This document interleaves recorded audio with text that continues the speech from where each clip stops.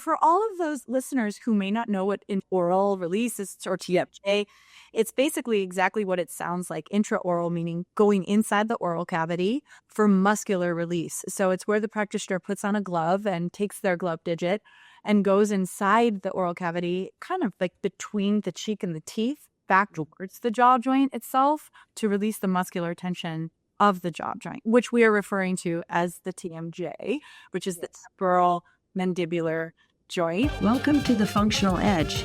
I'm Dr. Julia Ward, and this is where science meets real-world strategies for living healthier, sharper, and stronger.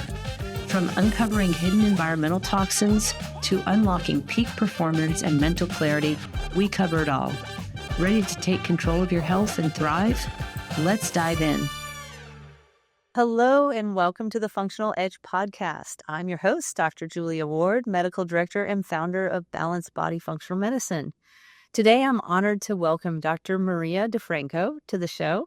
Dr. DeFranco is a chiropractor, a body worker, and founder of OM3 Body, where she blends a structural work, fascia release, nervous system regulation, and deep embodiment practices to help her patients reconnect with their vitality. In this episode, Dr. DeFranco will share her unique approach to healing, one that goes beyond traditional chiropractic care.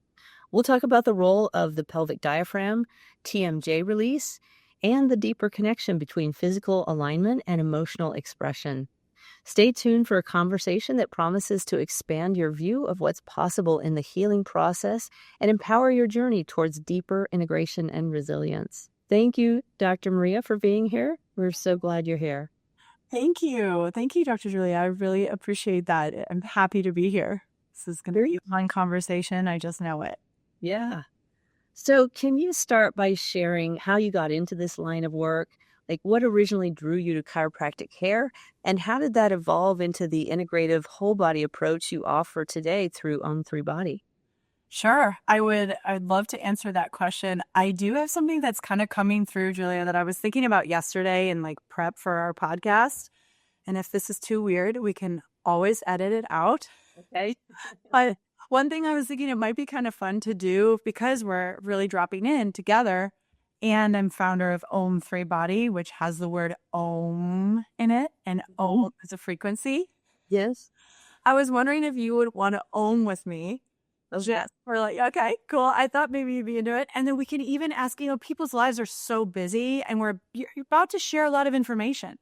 So what if even the listeners, as weird as it might sound, like could just Om along with us? And it might be kind of funny because the audio, I don't know if it will record both of our voices at the same time. It might kind of cut in and out, but it would help me drop in. It is much with you. I know you just had a busy day. I just had a busy, why not you've seen that quote, but first coffee, first. And a friend of mine recently came over to my house and he just kind of took me by the hand. He was like, do you want to Om together before we drop in on a conversation? And I was like, yes, I do. So it changed the whole frequency of our day, kind of slowly. That's great. Let's do it. Okay. So I'll just count to 3 and then whatever comes out, we can just tone. Okay. All right. 1, 2, 3. Delightful.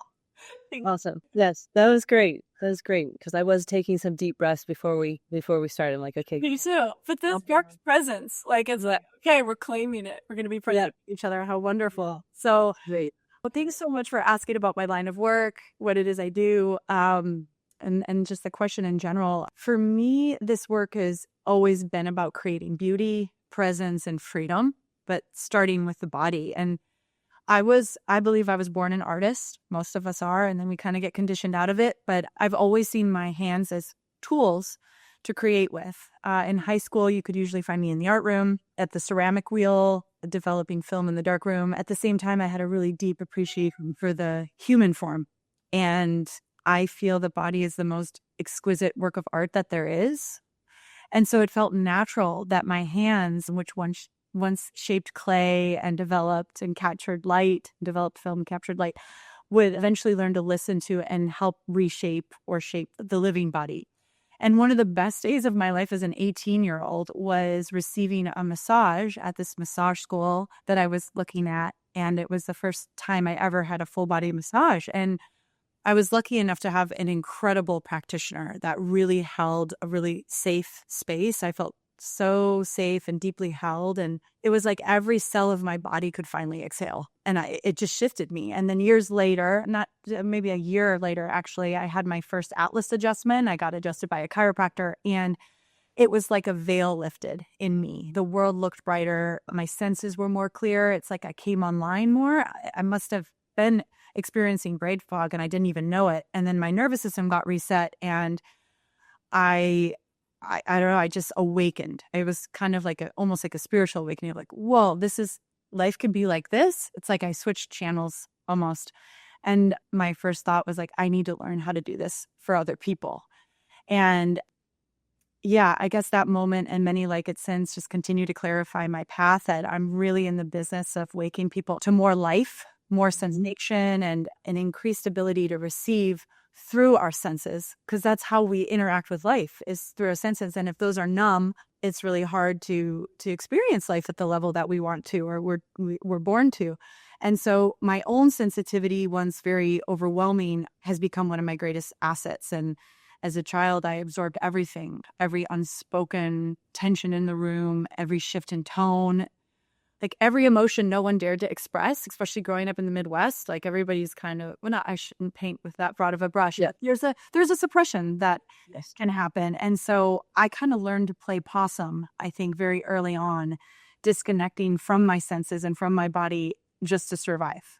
Yeah. Just like kind of going offline. And, when we're young, we often, when we're young, we don't think, what's wrong with everybody else? We think, what's wrong with me? Right? Like there must be something wrong with me. So massage and chiropractic helped me shed layers of shame, contraction, and emotional residue that I didn't even know that I was holding in my body. And much of it wasn't even mine. And that unraveling gave me a sense of freedom in my body, in my mind, in my breath. And freedom to this day remains my deepest value. So through OM Body, it's an evolution of all of this. It's chiropractic, yes, but it's also listening to the body, somatic listening, breath, the fascial work, movement, and just deep energetic presence for it. I don't see people as something to fix, but as whole beings whose bodies are just waiting for permission to soften, to repattern, to return to themselves. And my job is to facilitate that return, if that makes sense. Yeah, absolutely. That just kind of leads us into the next question of, I love your statement about true healing is a love story of embodiment with every cell in your body.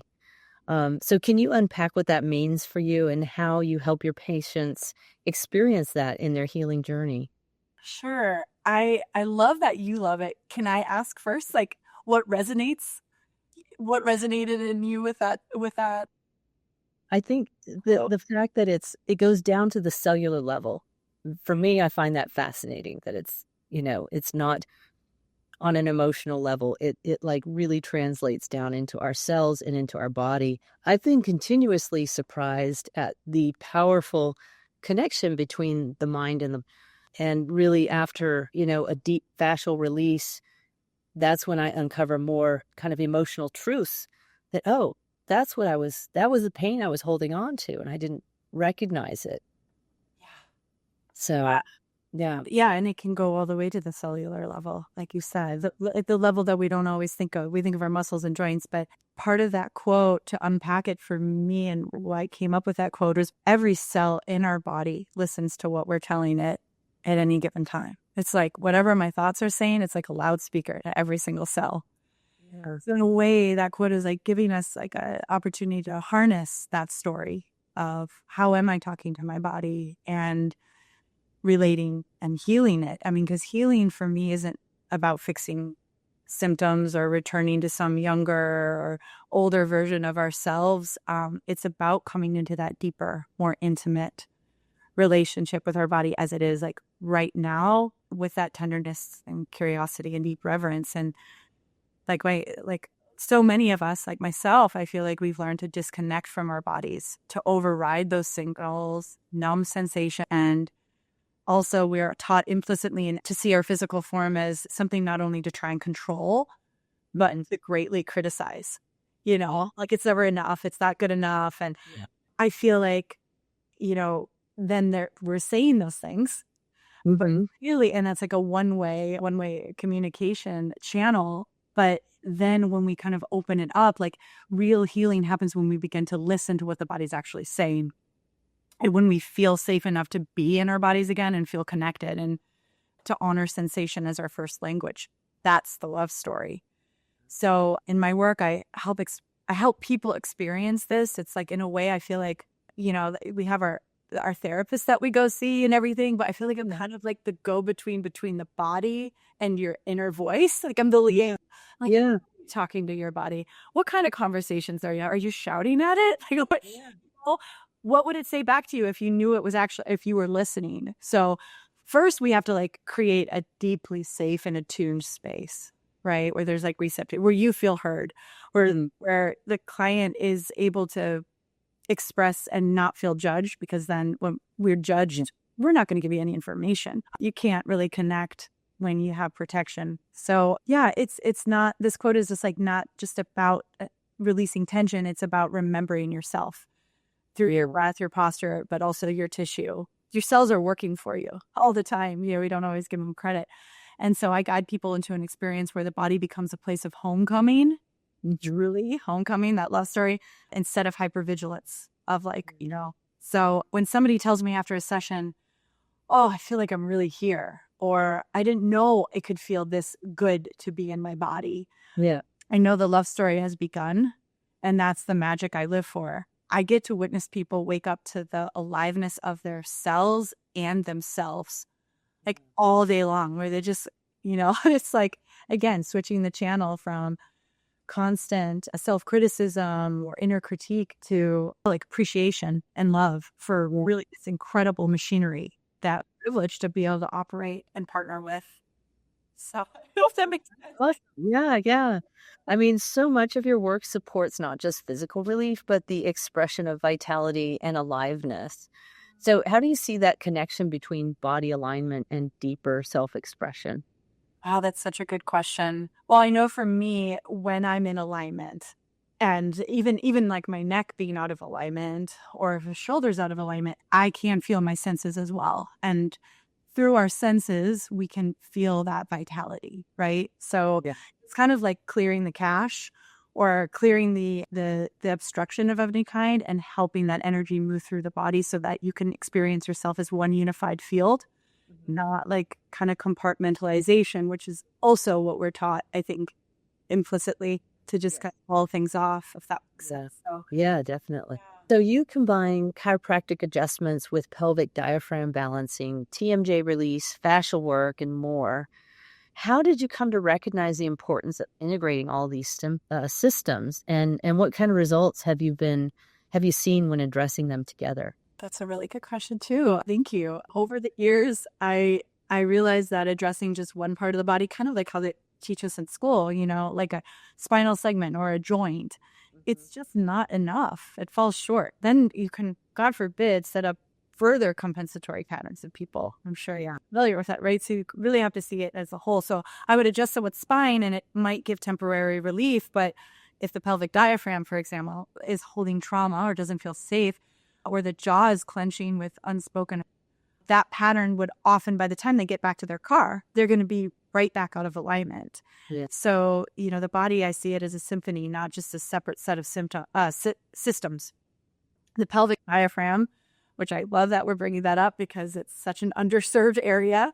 Jaw, breath, like all of it, the fascia are in constant communication all the time. And if one area is restricted or out of balance, it creates a cascade through the rest of the body. So I started working integratively.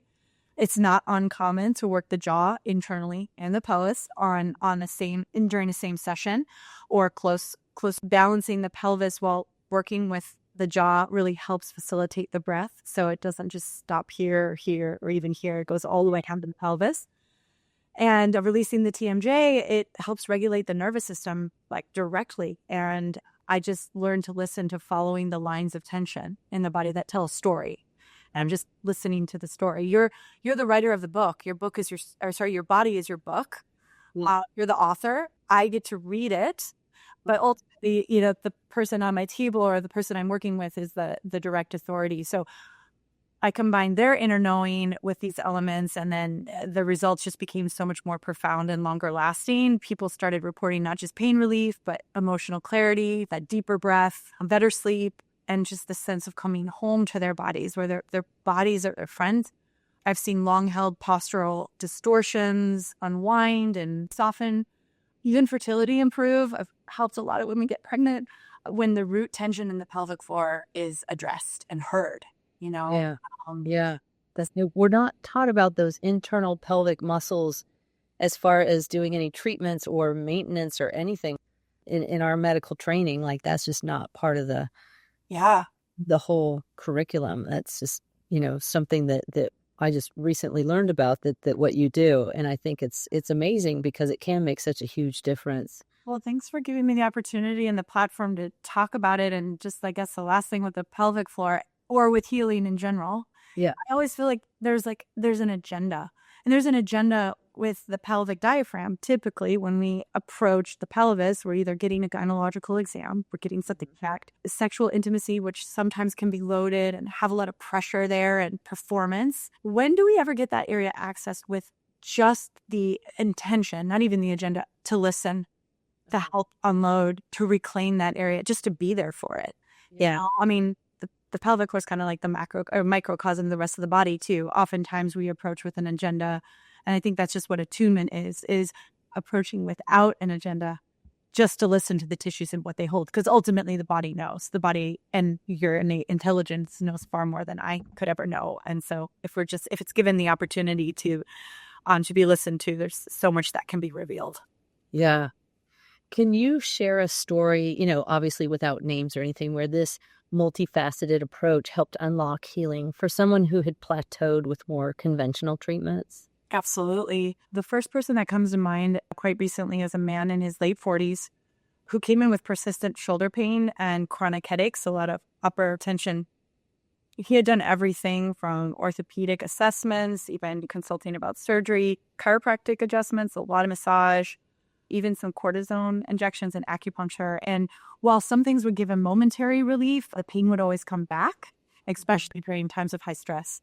Yeah. And when he came to me, I didn't start by focusing on the shoulder. Luckily, he was a very patient and open-minded man because, when you have pain, it's like, let's just address it, like fix it, turn it off, right? But I'm not in the business of fixing people.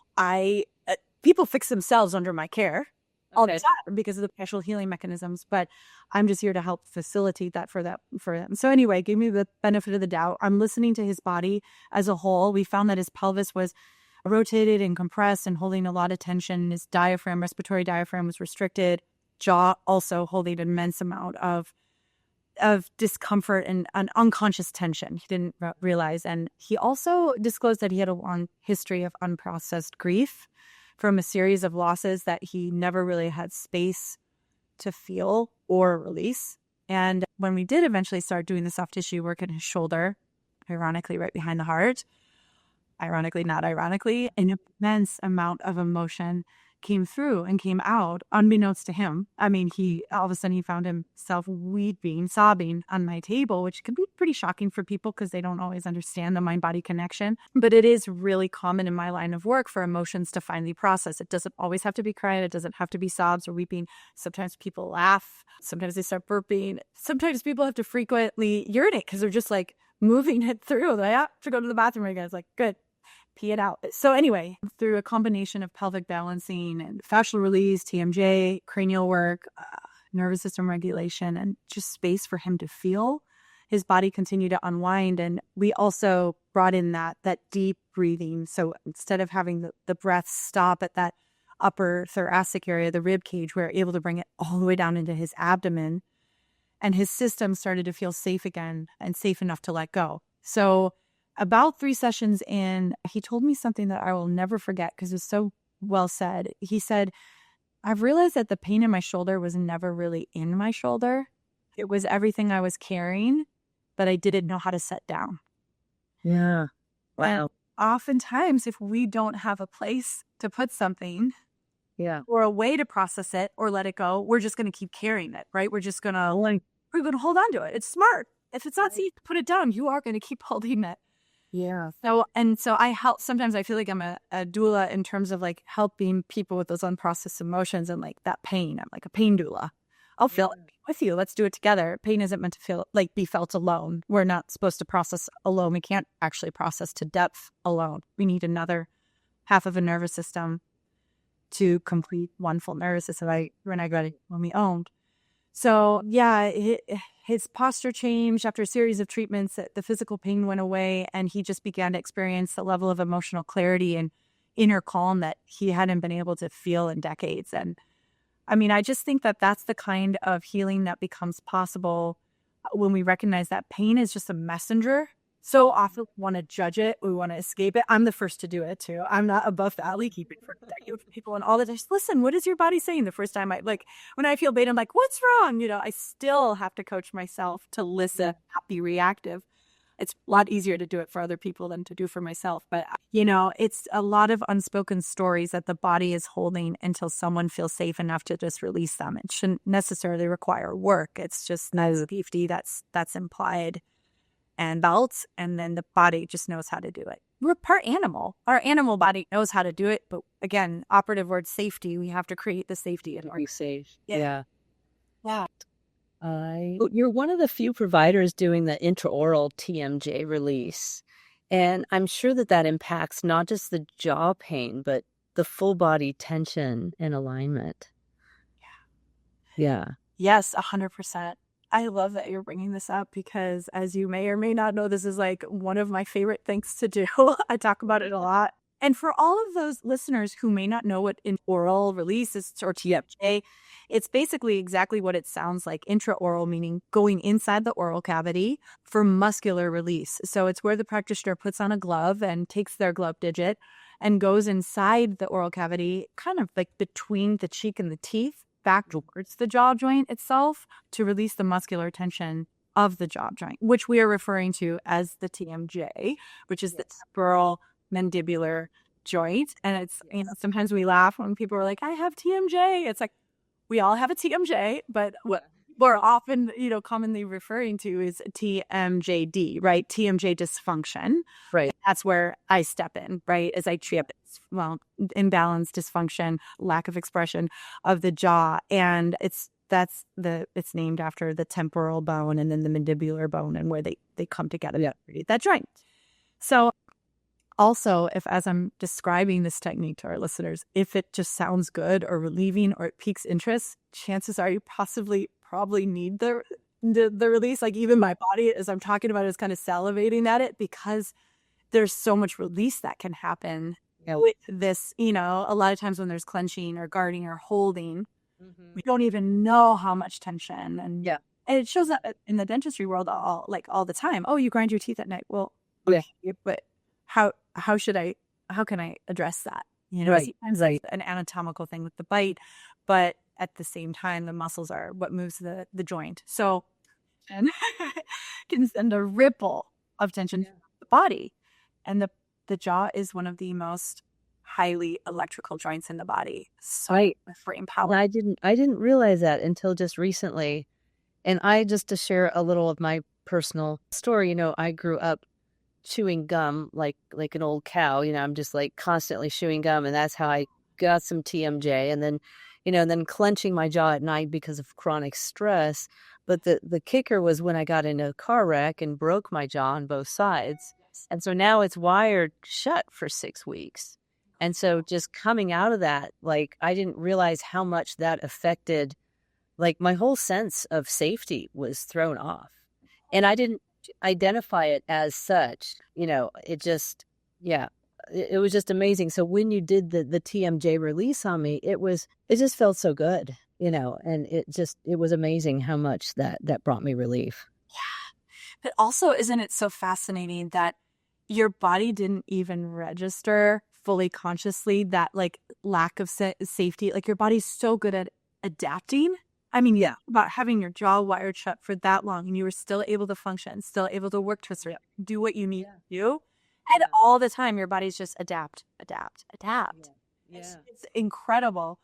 But that being said, when you do get it addressed, even if you don't realize that it's there, it can be life-changing. You're like, oh, it feels free now. I didn't know. I didn't know that was an issue, but now that you've done some release, I've realized how much of an issue that really was. Yeah, yeah. So 100%. It's like yeah. a deep exhale. There's one client that I work with, and she's like, it just feels like a shot of tequila. Like, and I'm like, oh, that's your parasympathetic nervous system kicking on. Very graceful. So nice. Yes. Yeah, that fight or flight. She's like, oh my, she's like, whoa, I don't know if I can drive. I was like, take a minute, just let your body track and clock this, because actually this might be more of where you might want to hang out, is this relaxed state. We're not, talking bad about fight or flight, but there's only so much you can do and receive life when you're in a state of protection, right? Yeah. Yeah, absolutely. Well, pelvic diaphragm balancing is something that many people haven't heard of. So can you explain why this is so important, especially for women, and what kind of issues can this help resolve? Yeah, absolutely. So we've gone from here to here, down into a different cavity. They're but they're very similar. Actually, they're kind of mirror images of each other, the jaw and the pelvis. And oftentimes we clench in our jaw, we clench the same muscles of a pelvic diaphragm. And I used to teach more frequently a lot of pelvic diaphragmatic classes. And my friend that I taught with, Erica, she was so wired with her. She could tell, I guess is what I'm trying to say, when she would clench her pelvis. And we talk about pelvic bowl a lot. She was like, you're never going to believe this. I was in the park and I was watching my kid on the top of the slide and he looked like he was going to fall off. And I could feel like my whole pelvic diaphragm clenched. And I was like, and also like the connection with this is her child came from the womb.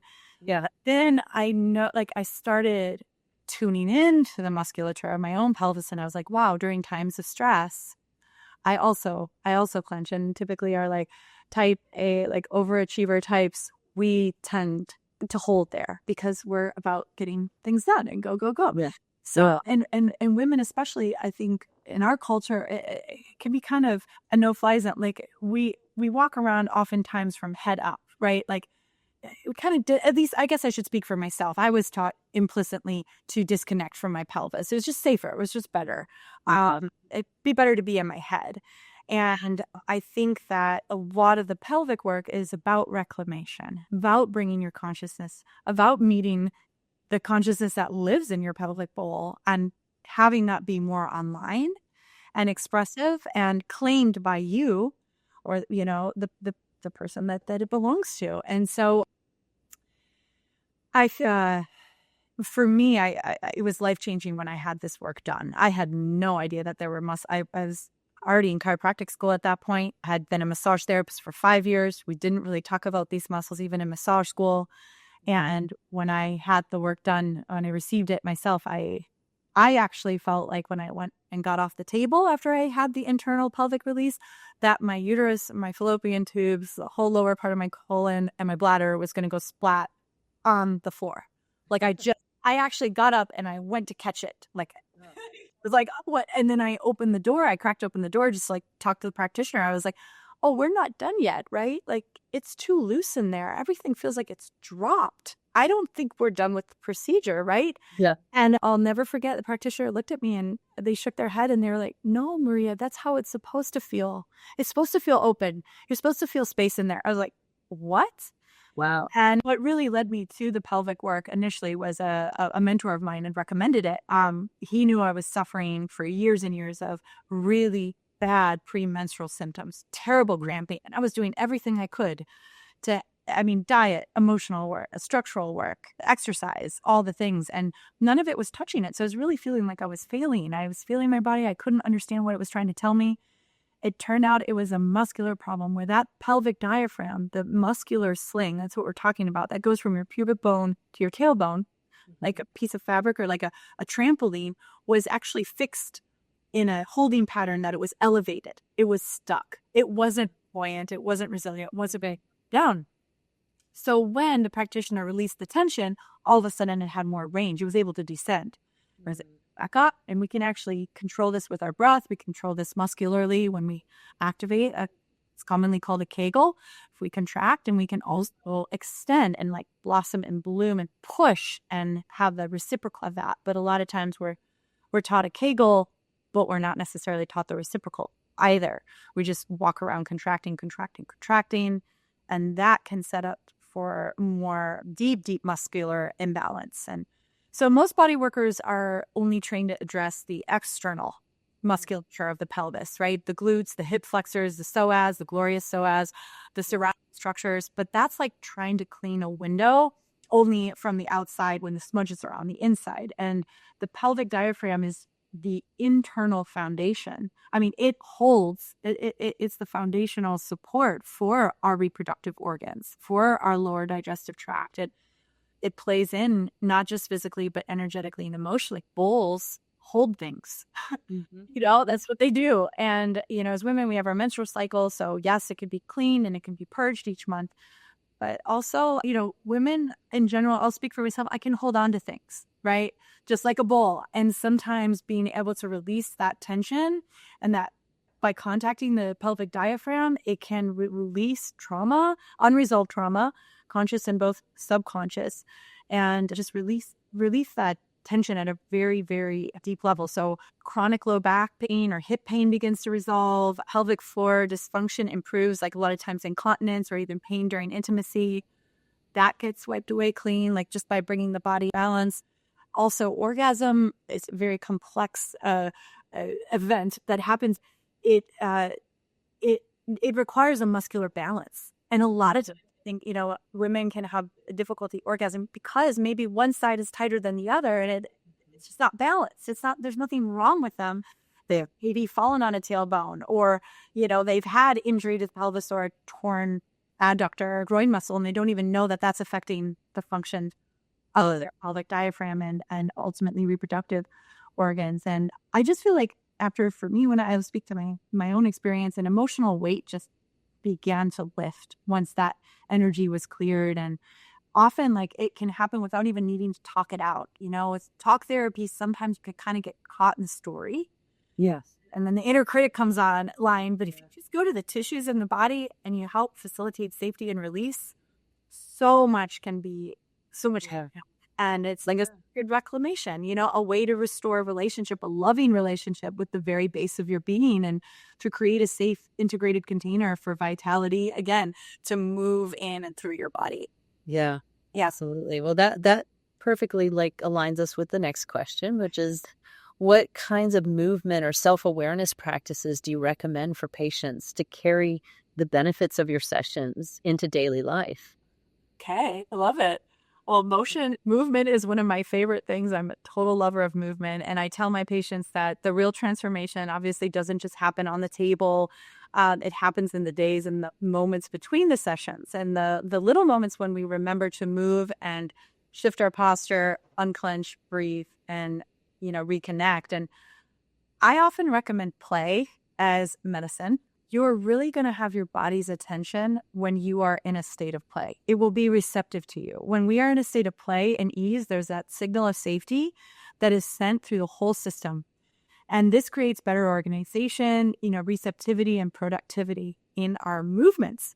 So it's my personal belief that people who hate every minute of their workout, and they have a story as they're driving to the gym of like, I've been bad, I need to go work out, I should be working out more. And then they just like grit and bear it.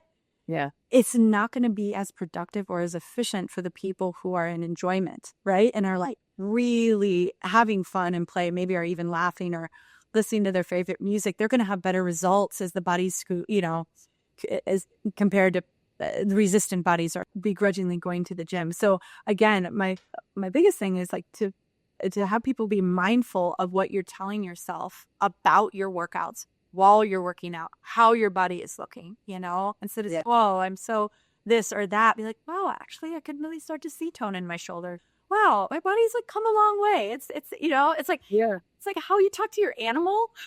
It's like when you talk to your dog in a kind voice, its ears perk up, its tail starts to wag. And stupid dog, why'd you do that? Or, it's going to cower. It's not going to do what you say. Yeah. I mean, it might, but it'll do it disjointedly and then like slowly slink out. The body is, in my humble opinion, is no different.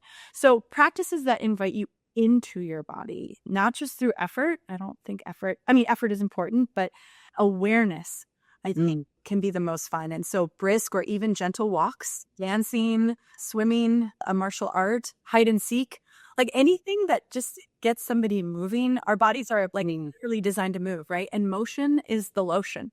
That's what that's like, yes, Mom, that's so spot on. So also self-awareness of how we move on a day-to-day. I mean, I used to do CrossFit, and, I've watched the body mechanics of people. I can't turn it off. I watched somebody do, say, a 450-pound squat, textbook, gorgeous. Love to watch those biomechanics. And then I watch how they sit on the couch and the waiting room or like in the lobby. Yeah. I'm like, bro, where are your glutes now? Like you just like squatted this. And so how am I going from seated to standing? Am I using my hips? Am I walking from my hips? Because a lot of times people are moving from what I call a naked spine. They're just like moving their ligaments, but no muscles are engaged. So, how we bend and how we walk, how we move are imperative to our overall health and pain-free body. Somebody who sits with intention and stands up with their glutes is way less likely to throw their back out randomly than somebody who's, pushing off with their quads, even using their neck to like propel themselves up. Why are you doing that? And I mean, I did it too. You don't know what you don't know. And so I'm in the business of like bringing your consciousness back into your hips. Like that's the difference oftentimes between, civilians and and my athletes. Like athletes know how to move, or they've been trained so well that then that's just, you watch an athlete walk through the airport versus somebody who may not move for a living. It's just a different, same thing with kids. Kids have got it right, before the age of 5. It seems like really good, beautiful squats. They know how to run. They haven't been deconditioned out of it. So we have it programmed in our DNA to move, but often it gets slipped. Are there some simple ways people can begin to reconnect with their body's cues, even if they feel disconnected or? Yes, absolutely. When somebody feels disconnected or dysregulated, I feel like the key is to start small and stay kind. Instead of triggers, which typically a trigger will bring us into disconnection or dysregulation, I recommend somebody exploring and knowing their glimmers are things that make us feel more at ease. Could be sharing a joke with a friend or, taking deep breaths, listening to your song, spending time with animals. I just love to lie prone on the earth, like belly to belly on Mama Earth, and just like feel the grounding force of that. She's alive. So get some sun. Just even like a couple sips of water can shift you into greater regulation. And then also an extra credit with that, with dysregulation, is maybe trying to ask yourself, what have I been telling myself that might have shifted me into this disconnected state? Like, can I find the thoughts that created these feelings? Because the thought oftentimes is what, can propel us into dysregulation or feeling offline. I guess also I will say, this is a shameless plug, but you can find your local favorite chiropractor too. I mean, healing is not meant to necessarily do alone. I feel 100% shifted when I receive good body work, or I feel that touch, or somebody brings me back into my body by just, hugging me or giving me a pat on the back. We're not meant to do it alone. And just because we can, that doesn't mean we can't. We can, but that doesn't mean it's best for our nervous systems. We're wired as a pack. Like we're wired, it takes 2 people to complete one nervous system because of the mirror neurons and how we can mirror each other. And like I said earlier in the podcast, we can't really feel our feelings to depth without another. We rupture in relationship, shit hits the fan relationship, but we also repair in relationship. We need relationship to repair. So, if you feel disconnected or you feel dysregulated, like just know, there's most likely billions of people, millions of people at least out there that are probably feeling the same way. Yeah. You're not alone. And chances are somebody next to you might feel the same way. So just offer a smile, or a smile to yourself that, hey, you're doing the best you can and it's not going to last forever. Yeah. That's wonderful. So you offer virtual care in addition to in-person sessions. How do those experiences differ for you and your clients? And are there certain conditions or goals where virtual sessions can be just as effective? It's a good question as well. Thank you. Again, I'm going back to in the beginning of this. Like, I felt a tangible shift in my body. I know we're not in contact. We're Triggerland. I'm in full share, but it's amazing to me how a lot can be done virtually, right? Like, still in a tangible way. And so, yes, I do offer virtual care. And it is surprisingly how powerful it can be, and a big part of my practice. So of course, like in-person sessions allow for hands-on techniques. You get like adjustments, fascial release, and of course the intraoral work. But virtual sessions invite like a different kind of intimacy and healing. You're in the comfort of your own home typically. You can have like your pet by your feet. You can have your blanket on you. You could, take notes. You can record the session. But also in a virtual session, we slowed. We focus on the breath, on the body, nervous system regulation, posture awareness, energetic coherence. And so I am able to guide clients through more grounded like practices that make them feel more grounded and more connected to their inner landscape and more aware of their body's subtle cues. And for many, this is where the deepest shifts begin. It's not from being worked on, but from learning to listen to themselves again. And virtual care can be really effective for, even chronic tension patterns, like embodiment coaching, getting curious about their pain instead of judging it. Sitting with your pain by yourself is grueling, but sitting with it along somebody who's just there to hold it with you, that can be alleviating in itself. Also, it can do integration work after a trauma or after psychedelic journeys. Sometimes people will seek me out for that to kind of unpack those experiences. And again, what surprises me is that most people do feel the field of between us is very much still alive, whether we're across the table or across the screen. And with attuned presence, intention, and practice, like clients often just feel as seen and felt and supported virtually. So ultimately I would say both in-person and virtual care are about deep. I always go back to that, to the body, to what's ready to shift, and to the person that you're becoming. Each format, I guess, offers its own gifts, and I'm just honored to meet people wherever they are. That's also that's life, right? Wherever it is, try not to be too inconvenienced by life, because life is just there to be experienced. Wow, that's wonderful. Well, looking ahead, what's currently inspiring you in your work? Are there new modalities or ideas that you're exploring? I would say the most interesting thing for me right now is the intersection between like the fascia, consciousness, and space-time, and how the body is not just a physical structure, but almost like a living, responsive field. I've been exploring how fascia, to me, mirrors the dynamics of space-time. It's fluid. Fascia, the connected, like basically the spider web of everything in our body, I believe, is touched by fascia, that connective tissue, right? What really gives us structure, and it's shaped by fascia is shaped by tension, it's shaped by memory, it's shaped by.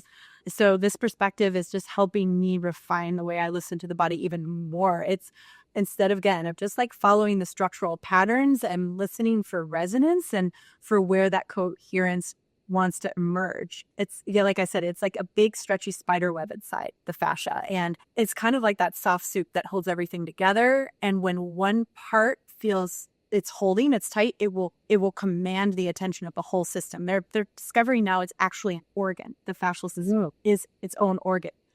So I feel like the spider web is kind of like space-time and the universe, and space-time, the way I understand it at least, is the invisible stuff that holds the planets and the stars and like even us here in place. So space-time holds the whole universe together, and our fascia holds the whole universe of us together. So like even time can affect our body. When something overwhelming or stressful happens, our body can hold on to it like almost like a wrinkle in a blanket. And just like space-time can bend and shift, our body can change and smooth out again, especially when we breathe and stretch or get good body work. So when we take care of our body, when we move and rest and listen, we're kind of taking care of our own little.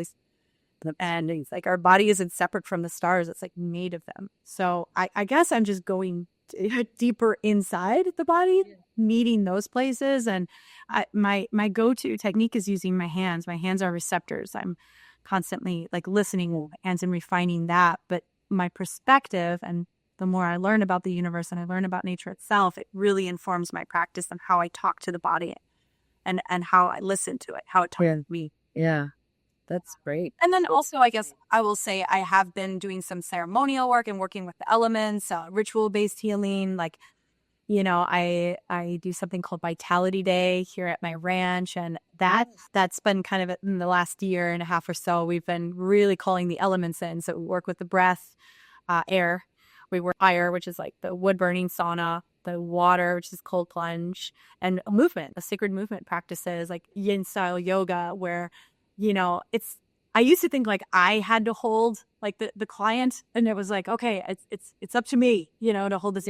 But like the elements are so good at doing that too. Like, and ultimately it's the person holding themselves through the experience while they're externally held by the safety of the container that I create. But we're creating that at a larger scale here in community. And there's one thing to be one-on-one while you're healing, but also being seen in a community where you really feel belonging and you feel like you don't have to be a certain way. Yeah. Is just so profound. So it's a big shift for me because I'm used to just working one-on-one and you and it.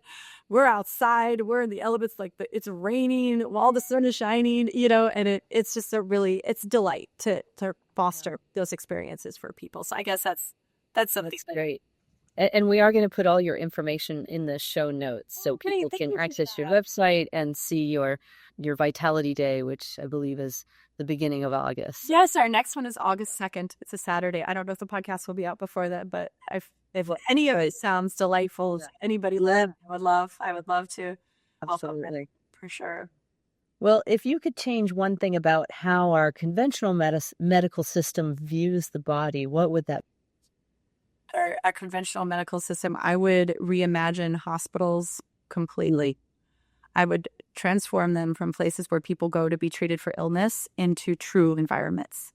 Spaces designed to support restoration, nourishment, and wholeness ultimately. Don't get me wrong, I think we are exquisite in this country at crisis intervention and triage. And I mean, thank God for that. Thank God. And that being said, I think there could be a shift of the culture of care in that maybe instead of just like solely sterile, harsh lighting and cold clinical environments, like what I envision, what I would change is like hospitals that also feel soothing, beautiful, alive. If you paint the walls a certain color, it's not going to change the sterile environment, like the degree, the sterility. I mean, I know we have in spaces, obviously, but why not maybe use a little bit more natural light or warm textures, intentional design? I mean, that's when people are at their most vulnerable, and families too. Maybe even access to nature. Maybe there's just more plants and environments that can calm the nervous system, not add to the overwhelm of it. I go into my whole senses feel like I'm just being assaulted. And I mean, I'm hypersensitive, but I just, and then the food is served and I'm just like, this is not edible. I mean, maybe change my mind. Maybe there's some hospitals out there that are changing this and I'm not privy to them yet. But, for me, the food would be real food, like nutrient-dense, maybe locally sourced, anti-inflammatory, lovingly prepared. Right. Because food is medicine. One of the ultimate medicines. And it would, like meals would just like support that cellular repair, not fill a tray. And again, just maybe bringing more of the psychology and the philosophy that, patients aren't problems to fix or people with problems to fix. Their whole beings navigating a deep and oftentimes extremely nuanced healing process, physically, emotionally, spiritually, like really seeing them as a, there'd be touch. I would encourage breath work, body movement, and just like maybe a slowing of time, and that healing wouldn't be so rushed. A lot of times in mainstream, you have 5 minutes at best with the doctor that is prescribing life-changing prescriptions for you. Connection and dignity would be central. And I think we just need to remember how we care for people is just as like important as what we care, or what care we give, I guess I should. And that healing isn't just about the procedure, it's about the presence and environment and restoring someone's sense of safety and their own possibility, like in their own being. A lot of times we're given the opposite of that. So I'll go large. I will go just the medical system as a whole. Yeah. Well, what are a few of your own go-to self-care practices or grounding rituals that help you stay connected and resilient? Yeah, thank you for asking. I think my go-to practices are pretty simple, but they're deeply felt by me. The more I work with others and I'm in relationship with others, like the more I realize I need to stay in my own body to offer that real presence. So it's got to be something that I can do accessibly, and grounding, I don't know if you want to call them rituals or practices, are essential. Even just going outside, even if it's on the cement, the sidewalk, barefoot, I can feel that. Again, I talked about laying on the floor, laying on the ground, prone on the earth. Sometimes even like in that kind of the child's pose. It sounds so basic, but I find for me, it really gives my nervous system a chance to recalibrate and helps me feel held by the earth. And then pairing that with like soft, intentional breath, where maybe it's just a moment. I'm feeling my breath just for like a minute. It doesn't have to be much. Those moments, I think your body really clocks and can be really profound. It can shift your whole day. One breath, one conscious breath can shift the whole cadence of your day. One OM can shift our conversation. So I also love getting into the water, whether that's a cold plunge, a hot bath with like Epsom salts, or even standing outside in the rain. Water helps me like discharge energy and remember to flow and to be more like water, less resistant, more fluid.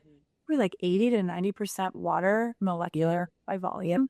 Water is basically like, it's our friend. It's us. It's like, it helps us remember. And water holds memory. So it just, it feels like an intentional practice, especially just, being in a body of water and just being completely immersed. I feel very held in that. And then if it isn't evident already, movement is totally medicine for me. And it oftentimes has to be intuitive. Like some days it's dancing, and most days lately it's jujitsu. Jiu-jitsu is highly technical, but it's also extremely intuitive. There's an element of self-expression involved, and that's what I encourage with people. Like, do something technical, but make sure you're experiencing yourself through it. Like, how do you get to experience yourself? Walk while taking in your favorite things in nature, whether you love looking at the trees or you love looking at the flowers, or you love pointing out all the animals you see. Like, have your own. Stay connected to beauty. For me, it's lighting candles. I love creating like little altars, like little places, pockets of beauty and intention around my house. I think I have like 10 of them, just like even like one in the bathroom. It's like got a little bouquet of flowers and a beautiful crystal or something, just to anchor the energy, and surrounding myself with like, beauty, beautiful things, diffused essential oils. We were talking about that the other day. It's just like delicious. Yeah. And just being in spaces that make me feel alive or remind me of that aliveness, Yeah. Awesome. Well, okay. Final question. Is there a book, teacher, philosophy that's been especially influential in shaping your work? Yeah. I mean, I would have to say second to my mom, my own mother. My mom was very instrumental in my path to massage school. She even found the massage school, but she was the one who gifted me the book I think I was 17 at the time, by Louise. And the title of the book is You Can Heal Your Life. And Louise Hay, she has a map in the book of like symptoms and basically what your body is saying based on those symptoms. And really, I feel like she was a pioneer in listening to the body first instead of just like diagnosing it and shutting it down. And so I've followed her work. I've read a lot of her books. And I mean, ultimately, I have my mom to thank. But if anybody is interested in following Louise Hay and her work, I really, really highly recommend that. Awesome. Awesome. Well, thank you very much for joining me on The Functional Edge. I hope today's episode gave you fresh insights and practical tools to level up your life. If you found value in what you heard, please don't forget to hit subscribe and share the podcast with someone who needs it. And leave a review is the best way to support our mission of bringing powerful health solutions to more people. For more resources, updates, and behind-the-scenes content, visit drjuliaward.com. And until next time, stay strong, stay healthy, and keep living on the functional edge. Thank you for joining me on The Functional Edge. I hope today's episode gave you fresh insights and practical tools to level up your life. If you found value in what you heard, don't forget to hit subscribe, share the podcast with someone who needs it, and leave a review. It's the best way to support our mission of bringing powerful health solutions to more people. For more resources, updates, and behind-the-scenes content, visit drjuliaward.com. Until next time, stay strong, stay healthy, and keep living on the functional edge.